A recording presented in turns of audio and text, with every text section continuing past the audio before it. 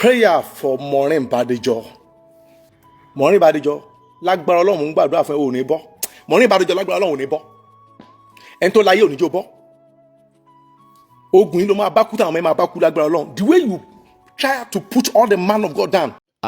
Ẹ̀yin tèmi ẹ rí i pé ọ̀rọ̀ Maureen Badejo ó ti dójú ẹ̀ báyìí o. Gbogbo wa náà la mọ̀ wípé wọ́n ti dá Maureen Badejo padà sínú kirikiri. Ẹ wò ó, ẹ tún gbọ́ nǹkan tí pásítọ̀ yìí sọ. Ẹ má gbàgbé, ẹ bá mi wò sàlẹ̀ kẹ́ ẹ kílìkì lé subscribe button yẹn. Ọwọ́ yín tẹ̀ fi ń tẹ subscribe ní orúkọ Jésù, ẹ ò ní fi gbé ọmọ sí o. Maureen Badejo lágbára Ọlọ́run ò ní bọ́. Ẹni tó láyé ò ní jó bọ́. Ogun yìí ló máa bá kú táwọn ọmọ ẹ máa bá kú lágbára Ọlọ́run. The way you try to put all the man of God down. Orí Olúkọ̀yà ìpè Olúkọ̀yà ò ní dáríjì ẹ. Torí gbogbo àwọn tó ti ṣì lọ́nà, gbogbo àwọn tó ti dọ̀nà wọn rú, tó ti jẹ́ kán ní, tán ti sọ ìgbàgbọ́ nínú ìrere nínú Christianity. When we are talking of prophets, you are talking on individual. Òun kálukú ló níwà tiẹ̀. Oríṣi ìpè bíi mélòó kan ló wà. Ìpè látọ̀dọ̀ Ọlọ́run wà, ìpè látọ̀dọ̀ èṣù wà, ebi dìpè wà, ogun dìpè wà. Gbàtẹ́lẹ̀ mi ò rí nǹkan tó máa jẹ, lòun náà sọ pé iṣẹ́ Olúwa èyí ta. Ẹlòmíwà ogun tó jà láyé, ogun tó jà láyé ló sọ di wòlíì, kì í ṣe pé ó nípè látilẹ̀. But today wọ́n bá gbọ́ pé ẹni man of God ṣe nǹkan tó wáyé pé man of God lè gbọ́ pọ́n gbé ń sìn báyìí á ti lọ, ọ̀pọ̀lọpọ̀ wòlíì gan ló tún máa pín káàkiri. Bàbá àgbàlá kan gbà kan tó pèrè ẹ̀ náà ní wòlíì ní Èkó, ó sọ́pọ̀tì Maureen Badejo, Olorun ló rán, ó sọ́pọ̀tì Rotimi Dandawi, Olorun ló rán, sójú ò máa tì yín báyìí. Ẹ lọ bẹ́ẹ̀lì wọn police station. Ẹ̀yin àgbà ìránṣẹ́ Ọlọ́run torí ẹ̀ ti lọ́la ẹ̀ lọ́mọ ẹyọ kan tẹ̀lé sọ pé race anybody tó bá dìde lẹ́yìn yín oògùn ló ń lò. Anybody tó bá ti dìde jùlọ oògùn ló ń lò. You speak against those people behind you. Ẹ̀ lọ́la sà. By God's grace, mo láwọn tó train mi tó dà pé tí wọ́n bá bá mi wílẹ̀ kan ṣo mò ń gbọ́. Pẹ̀lú orí ọ̀fẹ́ Ọlọ́run. Pẹ̀lú orí ọ̀fẹ́ Ọlọ́run. Bọ̀ lẹ́ni ọ̀pọ̀lọpọ̀ ọmọ kékeré á dìde. Man of God ilé ebu, man of God ilé ṣépè fún, man of God ilé anybody, any man of God tó bá rí fídíò ìsà anywhere tán bá ti sọ̀rọ̀ against them, record wọn. If you record them, make sure that they go to jail. The Bible says touch no man and do my prophet no harm.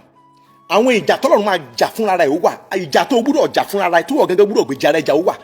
O lè ẹ̀ṣẹ̀ lè máa expect ẹni tó ń gbógun tiẹ̀ ládùúgbò tó ń borúkọ ẹjẹ́ ládùúgbò kọ́nà ẹ̀ṣẹ̀ á máa bá ẹ bá tiẹ̀ jẹ́ fún kíni. Tájẹ bá wá, tẹ́bẹ̀rẹ̀ bá wá, tó ṣọ ayé bá wá, fi náà yanjú wọn. Orúkọ Jésù ti wọn. Ṣùgbọ́n tí ordinary person individual tó ń bá aṣẹ́ ìránṣẹ́ káàkiri ológun ni ológun torí tọ́lọ́run bá ti gbé èèyàn dìde lérí àwa yìí wọ́n ti believe pé èṣù ló gbé dìde. I don't know the reason. Àwọn pastor àti máa bá wọn pín igbá kan tí kan pèrè níwèrè àgbáyé bí erelu àgbáyé òun lòun fún lágbájá lágbára òun àwọn pastor ló tún pín fídíò yẹn káàkiri. Ìpè Ọlọ́run òkè Ọlọ́run tiẹ̀ ò dá ẹ lóhùn dẹ̀ wá ojú Ọlọ́run rí náà àmọ́ bá ṣe súnmọ́ Ọlọ́run jura wa lọ. Ẹlòmíì fi àwẹ̀ wá ojú Ọlọ́run, ẹlòmíì fi obedience wá ojú Ọlọ́run. Ọ̀pọ̀lọpọ̀ yín lẹ dúró sí location tọ́lọ́run rán yín. Even tó bá wà location tọ́lọ́run rán ẹ gan wàhálà nǹkan kọjá ń bẹ̀. Kí wọ́n ṣàṣọ pé ibi tọ́lọ́run rán ẹ tó wá lọ, ó wá ń jẹ̀yà ń bẹ̀. Oníṣègbè gbà kan lájọ bẹ̀rẹ̀ ẹ lè mú the same result because you did not follow God's instruction. Maureen Badejo lágbára Ọlọ́run ò ní bọ́. Ẹni tó láyé ò ní jó bọ́. Ogun yìí ló máa bá kú táwọn ọmọ ẹ máa bá kú lágbára Ọlọ́run. The way you try to put all the man of God down. Ó wá ṣe so YouTube page tó wá ṣe ó ká ẹ lára. Ọlọ́run mọ̀ jẹ́ kó bọ́ sọ́dẹ̀ ayé ni ò ní bọ́ lágbára Ọlọ́run bó ṣe ń bá àwọn ìránṣẹ́ Ọlọ́run jẹ́ tó ń sọ̀rọ̀ against wọn. Bàbá Olúkọ̀yà ṣe báyìí ó ṣe báyìí ó ṣe báyìí tí ò ṣe gbọ́ létí. Àwọn tó ti ní lọ́kàn wípé yes this is our father in the Lord, àwọn bàbá wa nínú gbàgbọ́ rẹ̀, you bring them down ó mú wọn kan kùnà. Ọ̀pọ̀lọpọ̀ Christian wa wọ́n lọ ń ṣẹ́fà, ọ̀pọ̀lọpọ̀ tán mọ ìlànà kan ó dọ̀nà wọn rú wá sọ kọ́nà ọmọ tiẹ̀ máa dá.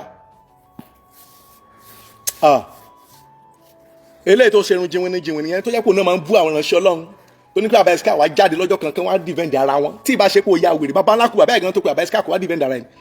Talk less of you. Mi ò ń ṣe bí eléyìí jáde but àwọn kan tó wá sọ pé justice for Maureen Badejo, justice for Maureen Badejo gbà tó jẹ́ pé àwọn ọmọ tí yín ò lọ́la kò sẹ́ni kankan tó léèyàn nínú léyìn tó jẹ́ èèyàn nínú léyìn kán wá bàjẹ́ wò kán pulẹ̀ dáhùn kẹ́mọ̀ bó ṣe ń rí lára. Èmi tí mo kéré tó ìláyìíká ibi tí mo wà bọ́n ṣe ń sọ̀rọ̀ mi ológun ni àdúgbò tí mo wà yìí ó fẹ́ dàwòrò ńgbà kan èmi lọ́lọ́run ló láti revive social media láwa yìí.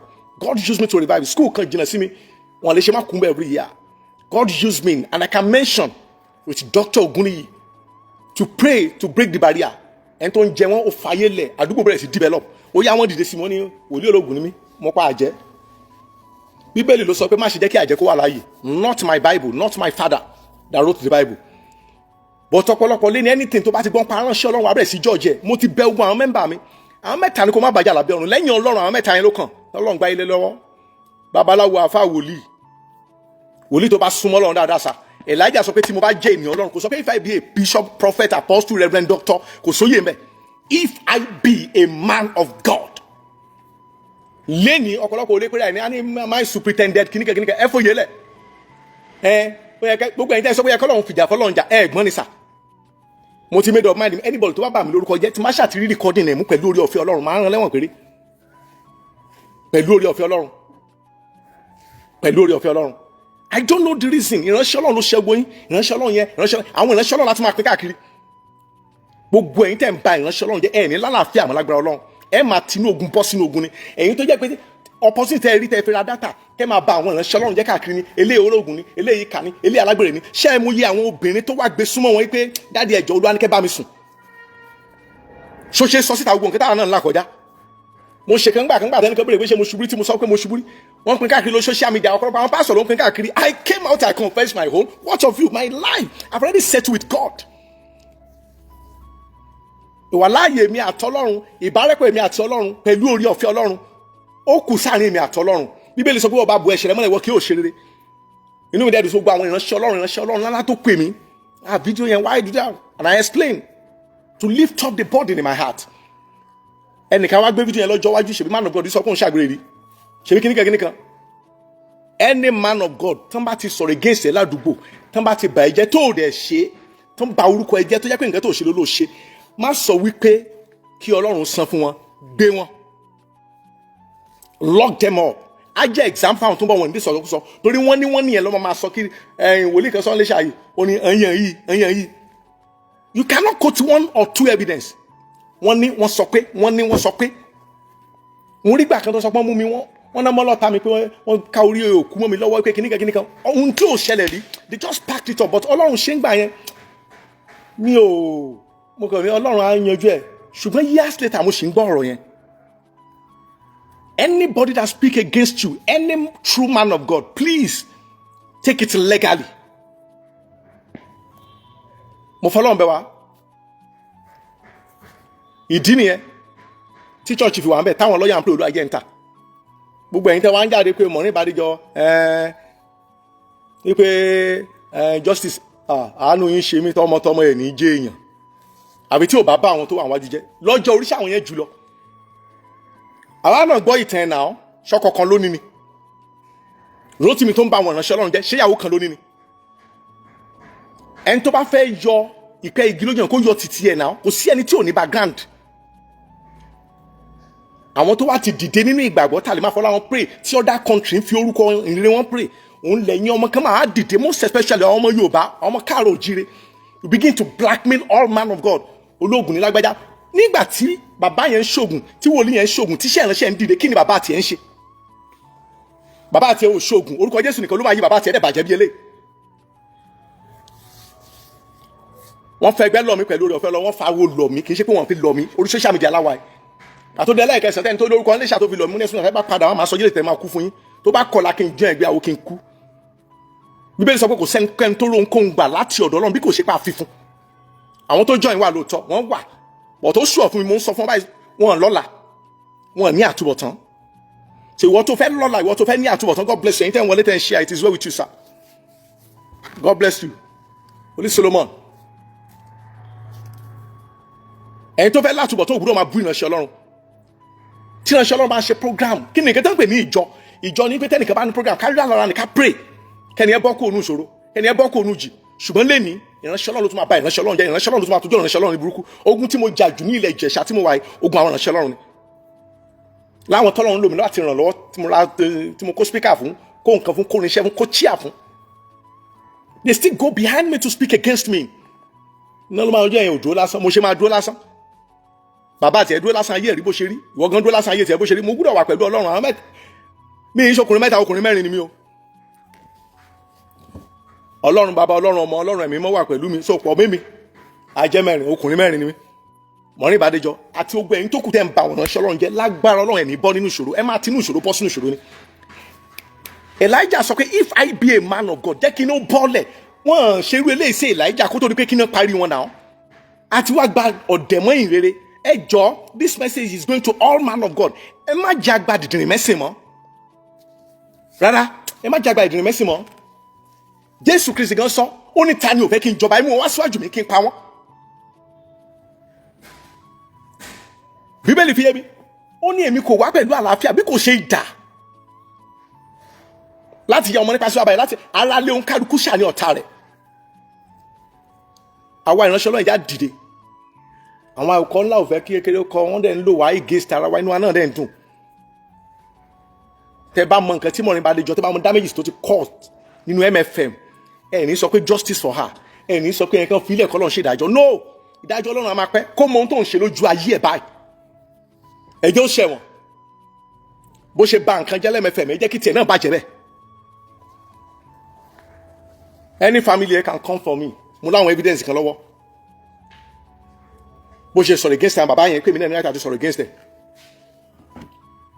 ẹ jẹ́ kí lè kọ́ wa lọ́gbọ́n gbogbo àwa ọ̀dọ́ ìránṣẹ́ Ọlọ́run tó ń bọ̀ anybody that is speaking against any man of God fàwúrì ẹ̀ mọ́ra má bá wọn lọ́wọ́ sí májẹ̀mú á sọ̀rọ̀ àdàbí á sọ̀rọ̀ májẹ̀mú á sọ̀rọ̀ àdàbí á wíjọ́ àwa ọ̀dọ́ ìránṣẹ́ Ọlọ́run wọ́n ní lágbèjà wà nù májẹ̀mú wọ́n ní tàmẹ̀dù wà nù májẹ̀mú kò sẹ́ni tí ò ní tiẹ̀ lọ́wọ́ tí ìpè ẹ bá ti ga tán bá ti sọ̀rọ̀ against ẹ ìpè ẹ ò tí ì fọ̀hún Jésù Kristi wọ́n ló lo ẹ̀mí Bẹ́lísébúbù mélòó lèmi àtẹ̀tàn ní rí sọ sí wa wọ́n á rí sọ sí wa but not to the extent wípé ẹni tó mẹ̀ tí wọ́n ń ba ẹ̀ jẹ́ fọlọ́pàá arrest ẹ̀ má forúkọ Jésù bàjá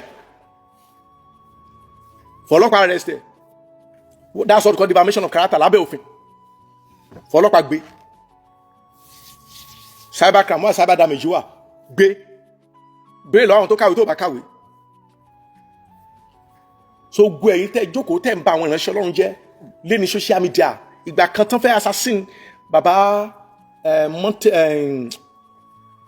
Sulaiman àwọn blogger kan jáde ṣe ló ló wọn fún ritual ṣe ló ṣe oríṣiríṣi ṣe ló ṣe gbá nígbà tá a ṣì wá tú mi rí káwọn blogger kan padà gbé bàbá gbé àwọn yẹn àwọn kan wá sọ pé tó bá ti ṣe Sulaiman ṣe ló máa gbé ẹ kílẹ̀ náà ṣe fún ẹ fẹ́ bá tẹ̀lé lẹ́nu jẹ́ wá ní kó máa damage the damager anybody that crush you anybody that try to pull you down crush the person to pieces enough is enough ẹ̀yin rere ni pastor ló dẹ̀ pé ṣé o mọ̀ pé pastor náà ló fẹ́ bá tiẹ̀ jẹ́ pastor náà ní kò kọlù Elijah wò wọ́n ṣeré o ó ní bí èmi bá jẹ́ ènìyàn Ọlọ́run kò sọ pé if I be a superintendent apostle reverend doctor oyè lágbélẹ́rìí sìn kò sí àmì oyè lágbélẹ́rìí sìn kò sí àṣẹ kí pastor fẹ́ ṣe crusade ládùúgbò káwọn kan sọ wípé kán má ṣe eléyìí tún kan ẹ̀yin olóòṣà nílùú kan mi ṣe tá àti dárúkọ ẹ mọra yín ẹ dẹ̀ pé ayín lólóòṣà lóòótọ́ ẹ dẹ̀ sọ pé awó wà lẹ́yìn yín pé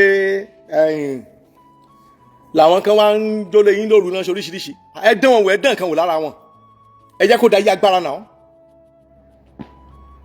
ẹ jẹ́ kó da yí agbára nobody can stop me abẹ́ ṣe program ẹnìkan sọ pé mo fẹ́ delay mi pẹ̀lú ìfẹ́ Ọlọ́run màá sọ déètì bó ṣe máa rìn fún tí ò ní yàtọ̀ ìpè yóò wù mí ṣe Olúwa nínú kí n ya òrè tàbí kí n fọ́ lójú mo rántí ọ̀rẹ́ mi yẹn léni sídìọ̀ mi ló tún jẹ́ Phoenix mo lolú àmà ní tí mi bá gba ìpè nínú kí n fọ́ lójú tàbí kí n ya òrè ó ní tó bá fọ́ lójú ó ní bàbá bá dàrí òdòdó ta o ó ní ṣùgbọ́n tó bá ya òrè níwà lè lókìkí mo dúpẹ́ lọ́lọ́run lẹ́ni I never regret I carry this cross èmi ò mọ̀ pé àgbélébùú lè padà díjó ṣùgbọ́n ogun tí mò ń là kọjá nígbà tí mo rí ti àwọn bàbá olùkọ́ àti bàbá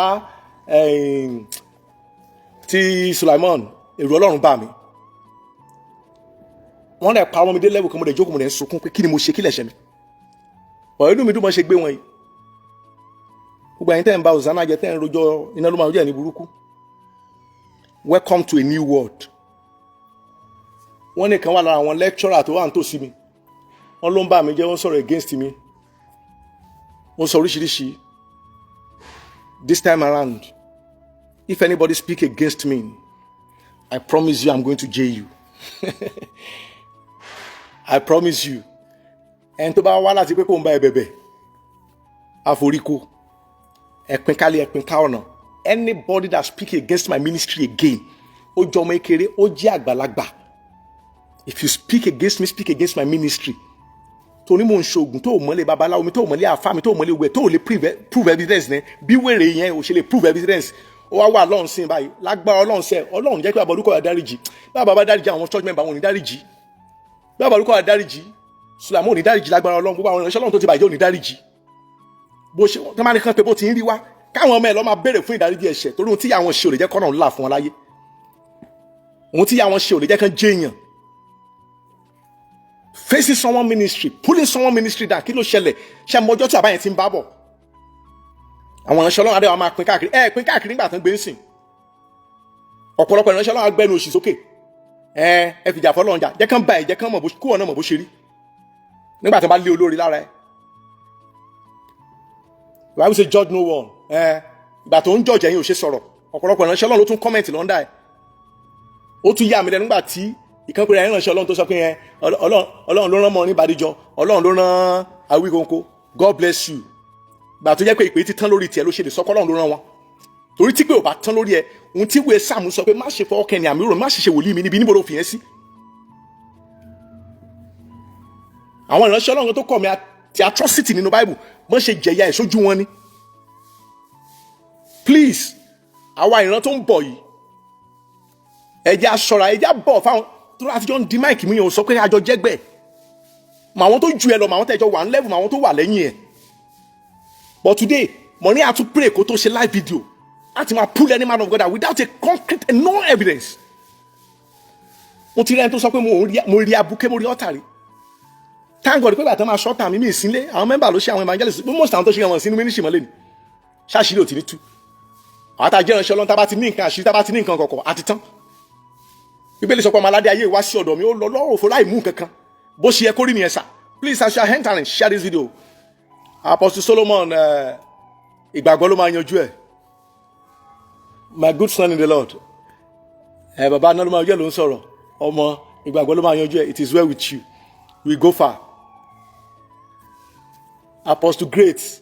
Mo rí yín. We go far. We go far. Ẹ jọ̀ọ́ mú fọlọ́run bẹ̀ wá. Àwa ọ̀dọ́ ìránṣẹ́ Ọlọ́run tó ń bọ̀. Please má bá wọn mingle pọ̀ máwọn tó ń ba ìránṣẹ́ Ọlọ́run jẹ́. Don't do that. Don't do that. Ó máa lẹ́yìn o. Don't do that. Màá dárúkọ lórí social media àwọn tó train mi ní bàbá wòlíì àgbáyé ní Kẹ́hìndé Ọlá àtẹ̀kejì wọn Táyé Ọlá. àwọn méjèèjì mo lè fọwọ́ Ọlọ́run sọ̀yà, they train me. àwọn ló gbé mi inú ẹ̀jẹ̀, àwọn lọ́lọ́run lò láti fà mí lọ sókè. èdè òní dì mí. This is the first time tí máa sọ lórí social media.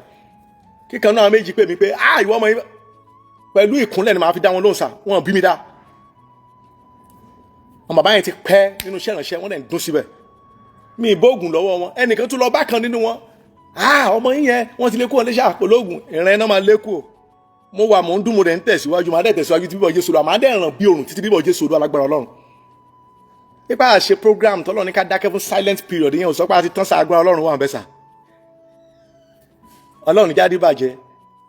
ẹ̀yin ọ̀dọ́ tẹ̀dẹ̀ ńlá nǹkan kọjá lọ́wọ́lọ́wọ́, please I beg you. ìgbà ìdánwò máa wà tọ́lọ́run máa mọ̀ fi dẹ̀ ìwé Ecclesiastes ní gbogbo ní àkókò wà fún. ìgbà gbígbìn àti ìgbà kíká ohun tí a gbìn. ìgbà sísunkún wà nínú Bible, ìgbà rírẹ̀rìn wà. so tó bá ń la ìgbà ẹkún kọjá, ó mọ̀ ìgbà tó máa tó là kọjá, lẹ́yìn ẹ̀ ní ìṣelógo wà. wọ́n ti wòlíì yẹn tó kọrin yẹn, ó ní ká tó dé adé ìṣelógo àti dé adé ẹkún. ó ní gbogbo àwọn táwọn wó lókè lé ní wọ́n ti fìgbà kan sunkún, lẹ́yìn ìgbà tán borí lọ́rùn gbé wọn ga. èyí ló mú kọ́kàn mi balẹ̀ nínú Jésù Olúwa mi o, pé ìṣòro mi ò ní o máa fi yìn Ọlọ́run bó dọ́là. Prophet J.D. Samuel, I celebrate grace of God upon your life. àwọn yẹn náà la nǹkan kọjá tán bá bú jáde lé ní báyìí sìn, àbẹ̀ sì pariwo ó lọ wọnú ẹgbẹ́ ni. ìkan wà lára àwọn tó ń tẹ keyboard fún mi, tí má ti ń ṣe prayer lọ, tí prayer bá ti gbóná ju orin pẹ̀lú keyboard sí, inú mi dùn aláyọ̀ Ọlọ́run sọ̀kalẹ̀. bọ́ mo lè dànù lẹ́yìn mi lọ́jọ́ tó sọ pé màmá Tọ́pẹ́ Àlàbí ló lọ bá Tọ́pẹ́ Àlàbí wọnú ẹgbẹ́ àjẹ́ tó fi ń rè ní. ọjọ́ ìmú sọ pé ọjọ́ tẹ́ bá tó padà bá ìlàyé ń ṣe máa rí mi fẹ́ rí yín mọ́. ọmọ Tọ́pẹ́ Àlàbí mú Tọ́pẹ́ Àlàbí wọnú ẹgbẹ́, ó tàn mọ́mọ́ tiẹ̀ kí ló ń ṣe. wọ́n á tẹ keyboard fún mi. mo lè dànù, mi lè jẹ́ kó fi tiẹ̀ bàjẹ́, kó bá yé tiẹ̀ jẹ́ mọ́ tèmi. Anybody that speak against any man of God around me, I send that person away immediately. àwọn àránṣẹ́ Ọlọ́run tá à ń bọ̀ ẹ̀ má jẹ́ àfààyè gbà á ká máa condemn any man of God around us. It's either good or bad. Maureen Badejo, àdúrà gidi mo gbà fún ẹ o ní bọ́ lágbára Ọlọ́run o. Awikonko bí Maureen ṣe wá tó wá láàrin fẹsẹ̀ sí ni wọ́n náà ṣe máa wá lágbára Ọlọ́run ò ní bọ́ọ̀nù tiẹ̀ náà ẹnìkan wá bú ẹ̀ wá máa ṣépè lórí social media máa ṣépè fún máa Badejo ó rí bójú tiẹ̀ gan ṣe rí kó tó sọ̀rọ̀ sí bàbá Olúkọ̀yà lọ́jọ́ sí ó ti forí gbèpè ẹ̀gún ti wà lórí ẹ you face any man of God anyhow you talk to any man of God anyhow even bọ́n tiẹ̀ ṣe ní tòótọ́ is for God to judge them not you júwe ẹnìkan nínú ìdílé yín táyé dáa tó yẹn nínú iṣẹ́ ìránṣẹ́ júwe ẹnìkan nínú ilé yín pásítọ̀ ni o awo ni o ìmáàmù ni o tí ayé ẹ gòkè dé level yẹn táyé ẹ bá gòkè òní lọ́ máa ṣerú ẹgbẹ́ níbi tó wà ẹ ti believe pé tẹ bá wà lọ́wọ́ yẹn you can just put on a video and mess anybody anyhow Maureen lágbára Ọlọ́run àlọ́ òní bọ́sẹ̀ gbogbo ẹni tó bá ń ṣèṣe pé kó bọ́ lágbára Ọlọ́run àwọn náà máa bọ́ sínú dè náà fẹ́ ní jẹ́ ó bọ́ a máa tinú ogun bọ́ sínú ogun a máa tinú gbèkùn bọ́ sínú gbèkùn bọ́n bá rí pásítọ̀ láti support Maureen Badejo wípé kó bọ́ lágbára Ọlọ́run church yà á túká ayé yà á túká ìpè yà á túká mi ò kí n wá sórí social media bí eléyìí bọ́ tó kàn mí láwọn eré àkànbá àwọn kan ṣe ń ba èmi náà jẹ́ mo mọ̀ bó ṣe rí lára so this time around tó bá ti rí any video evil video concerning man of God we begin to spread it all around gbogbo video tó ṣe nípa Sulaiman tó bẹ̀rẹ̀ sí bá Sulaiman jẹ́ that's all against Sulaiman ṣe video for constantly àwọn ìkan náà ó tún gbégò sójú báyìí òun náà ò sí ó lóun ti ṣe pastor redeem rí today is now speaking against pastor redeem torí wọn ò fi joyè ló ṣe ń tún pẹ́ ẹkún náà because they did not give her the title that she wants ó gbégò bànújẹ́ sójú speak against any man of God ó dẹ̀ bímọ sọmọ ẹ máa lọ́la sọmọ ẹ máa lọ́túnla sọmọ ẹ máa galáyé òun tẹ́niyàn bá ṣe bíbélì sọ pé èmi ni Ọlọ́run ẹ̀san tí ń bẹ ẹ̀ṣẹ̀ bàbá wò láti orí ọmọ láti ìran kìíní dé ìran kẹrin kí ni òun ṣe ń sìn táwọn ọmọ ò ní kó àjọ ẹ̀ àwọn ọmọ ẹ wá gòkè tán wá jábọ́ torí ìyá wọn ti try àti pu ìránṣẹ́ Ọlọ́run dáhùn àdúgbò mi lé ní tá bá rí ilé òòṣà ń bẹ̀ wọn ní lè sọ̀rọ̀ bọ́tán láti sọ pé church wọn aláriwo church ń dí wọn lọ́wọ́ ẹ pẹ̀lẹ́ òun náà láriwo ayọ̀ ṣe dúnnu léyìn láriwo church ń dí yín lọ́wọ́ gbogbo ẹ̀yin tẹ́ fẹ́ support ẹ̀yin tẹ́ fẹ́ ṣe rally fún ẹ go ahead lẹ́yìn rally yẹn wọn ní gbúrò yín mọ́ tìrantìran gbogbo ẹ̀yin tẹ́ fẹ́ dìde fún àfi tó bá yẹ pé Olúkọ̀yà ò ní pè ní tòótọ́ àfi tó bá pé Sulaiman ò ní pè ní tòótọ́ ẹ jẹ́ kó jẹ́ ìyá ẹ̀ kó mú evidence wá torí àwọn kan wà tán máa gbàgbọ́ títí bíbọ̀ Jésù Olúwa wípé ìgbà tán sọ̀rọ̀ against bàbá yẹn wọn wá láti defend ara wọn that baba is more than the kind of the caliber tó ṣe máa defend ara ẹ̀ ẹ jẹ́ káwọn church member tó gbé kán gbé bàbá kọ́ ló gbé Sulaiman kọ́ ló gbé Olúkọ̀yà kọ́ ló gbé church member àwọn tó mú òfin tó wà lọ́ndà àwọn ló gbé tán bẹ́ẹ̀ kórúkọ àwọn bàbá wọn bàjẹ́ ẹ̀yin tẹ́ wá fẹ́ support ẹ̀ ọjọ́ tó bá ti gbá àbá àti ẹ̀ létí tó bá ti lọ́bẹ̀ lọ gbẹ̀san tó bá ti lọ́bẹ̀ lọ gbèjà you are bastard ó yẹ kán pa ẹ́ ni. so táwọn ọmọ yẹn bá ń jà fún bàbá wọn pé ọmọ Olúkọ̀yà làwọn ọmọ Sulaiman làwọn tán ń jà fún wọn ọjọ́ tó bá ti gbá àbá àti ẹ̀ létí ọjọ́ tó lọ́kadà bá ti fi àjẹ bàbá àti ẹ̀ tó àwọn ọmọ eriwo bá ti fi àjẹ bàbá àti ẹ̀ tó bá ti lọ́bẹ̀ lọ jà tó bá ti lọ fọlọ́pàá gbé wọn mọ́tò máa pa ẹ́ ṣé ìránṣẹ́ Ọlọ́run lè tẹ́ ń ṣòpè ṣé ìránṣẹ́ èṣù ní bàbá àti ẹ̀ anybody tó fẹ́ gbèjà wọn tán bá dẹ̀ sọ̀rọ̀ against bàbá ẹ̀ tàbí ìyá ẹ̀ tó dẹ̀ lọ gbèjà ń bẹ̀ tó dẹ̀ fìjà fọlọ́run jà ikú òjijì ló máa kú. àwọn aránṣẹ́ Ọlọ́run tó ń bọ̀ lẹ́yìn rìnrìn ẹ̀ kó mọ́ má bá wọn rìnrìn ìyà dúró sórí ọwọ́ tiẹ̀. mo máa ń sọ ní ọ̀pọ̀ ìgbà má ṣe wẹ̀ fóbìnrin má lu jìbìtì ń tọ́lọ́ bá ní kó ṣe dúró sórí ọwọ́ ẹ̀ tó bá dúró sórí ọwọ́ ẹ̀ kò sẹ́ńtà lè rí ẹ fín. Israel kẹsẹ̀ láìpẹ́ tí mo try àti gbèjà ọmọ mi kan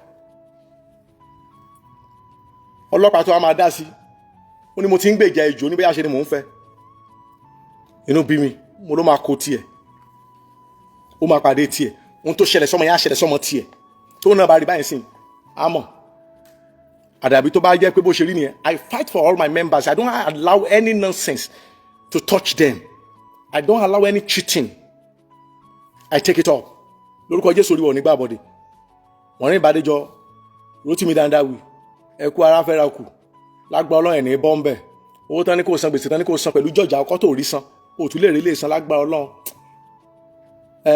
ó ní bá sọ pé ń pè roko ọba o aṣọ gbọ́rọ̀ ló fi máa roko ọba lágbára Ọlọ́run tó pe Olúkọ̀yà tó pe Sulaiman tó pe mi kò ní jẹ́ bọ́m̀bẹ̀ àti gbogbo àwọn tó fẹ́ fọ́ sọ́pọ̀ kò jẹ́ kó bọ́ ẹ máa tinú ogun bọ́ sínú ogun ni ó dọjọ́ tó rùn ò bá rọrùn mọ́ ó dọjọ́ tí ọjọ́ ò bá yọ mọ́lẹ̀ fún máa bọ́ nínú ogun ìyẹn náà gbẹni sókè lọ́jọ́ sí ó sọ̀rọ̀ against Adébóyè mo fẹ́ ṣe fídíò fún ilé ìyàwó mi ní kí n má ṣe fídíò fún wọn aṣọ mo lá máa tẹni ojoojúmọ́ ló ń tẹ́ wọn káńkà ọ̀bùsì lọ́wọ́ ń sunkún ọjọ́ tó ti speak against Adébóyè tí Adébóyè sọ pé báyìí lọ́dún ìṣe máa rí tó ní Ifá sọ pé báwo lọ́dún ìṣe Ifá ò ṣe sọ pé máa sunkún Ifá ò ṣe sọ pé wọ́n máa káńkà ọ̀bùsì lọ́wọ́ tó speak against Adébóyè mo sọ̀rọ̀ mo ló ti tán abẹ̀rẹ̀ sí tẹ́ káàkiri àgbáyé ni You cannot speak against my spiritual fathers and I keep quiet. No. Tọ́lọ́jọ́ ń bọ̀ tó máa sọ̀rọ̀ sí táwọn ọmọ tó ń wà lẹ́yìn mi ní òní lè gbèjà.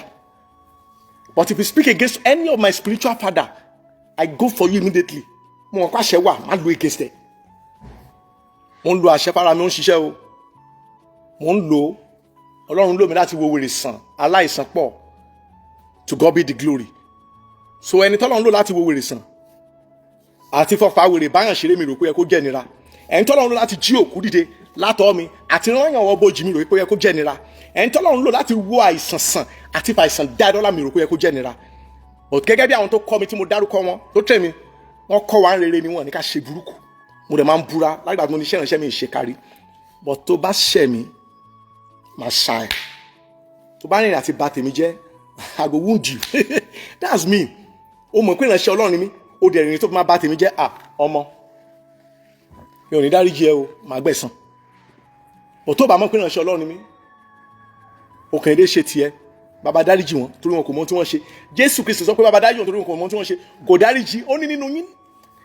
Tẹ́ ń bá mi jẹ ní òfin mi láyé lọ, ó sàn ká má bí ègbé ni fún. Tó bá jẹ́ Ìjẹ̀ṣà ló fi sọ̀rọ̀ yẹn, á jẹ́ pé sọ̀pọ̀nà ló máa lò. Tàbí lùkúlùkù tàbí ọlọ́à ló máa lò. Wọ́n lè ní sàmùsà lájojú rẹ̀. But wọ́n ti bá modernize Bible wọn ní ègbé ni fún. Ẹni tí wọ́n bá sọ pé ègbé ni fún gan ṣé nǹkan gidi ni. So please, gbogbo ẹ̀yin tẹ́ ẹ̀ mọ̀ bó ṣe jẹ́ tẹ́ fẹ́ dé lọ gbèjà ẹ̀ don't go, ayé yín ò ní bàjẹ́ o. O ti forí kó o ti forí kàn o. Ẹ̀yin tẹ́ ẹ̀ ṣì wà lẹ́yìn ẹ̀ tẹ́ fẹ́ support ẹ̀yin bloggers tó kù. Sórí gbogbo tó ń pa pátá lórí blogging.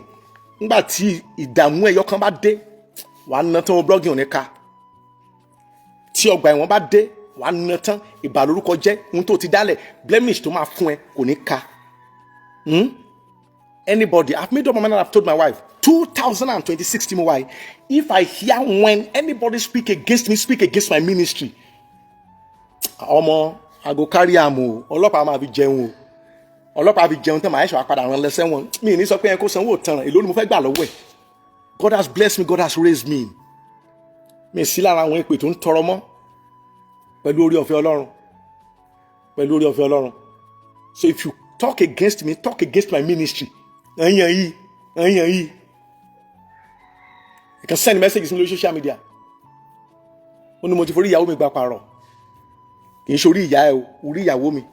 If you repeat that thing, ẹ̀yin tẹ́ wà ń bá dàn tẹ́ send ẹ̀ mo mọ̀ yín òun kan mo máa sọ̀rọ̀ ni. Mo ní screen record ẹ̀, mo ní screenshot ẹ̀ sínú ilé. Torí mo mọ̀ pé tí yín máa dé bá yín lọ́jọ́ kan. If you try it now, I go arrest you, I go finish your ministry. If you try it again, this 2026, tí mo ṣe fẹ́ bẹ̀rẹ̀ program ní àkọ́tún, tí mo dákẹ́ since 2020, 2022, tí mi ṣe program mọ́, tí mo wà ní low key. 2026, the Lord say I should start a new beginning. If I'm starting a program now, and you condemn me, you condemn my ministry, sọ nínú kọ̀rọ̀ yàrá ẹ̀, ọ̀tọ́lọ́run tó pè mí ajẹ́ kí n gbọ́, ajẹ́ ká ṣìrí tú sí mi lọ́wọ́, ajẹ́ kan rí rìkọ́ọ̀dì náà mú wá, ajẹ́ kan rí fídíò rìkọ́ọ̀dì, ajẹ́ kan rí ọjọ́ rìkọ́ọ̀dì mọ́ wá, pẹ̀lú orí ọ̀fẹ́ Ọlọ́run wá débi tí ìrìn ẹ̀ ò dé rí. Mi ní jẹ́ òṣèwọ̀n lọ́sùn state. Lórúkọ Jésù Ọlọ́run ràn wá lọ́wọ́. Maureen, lágbára Ọlọ́run, ẹ ti lákọsílẹ̀ rere. Àwọn ọmọ yín náà tún tẹ̀lé lágbára Ọlọ́run, àwọn ìran yín tó ń bọ̀ tún tẹ̀lé lágbára Ọlọ́run. Ìrìn àjò tẹ́ rìn lágbára Ọlọ́run ẹ̀ ní bọ́ o.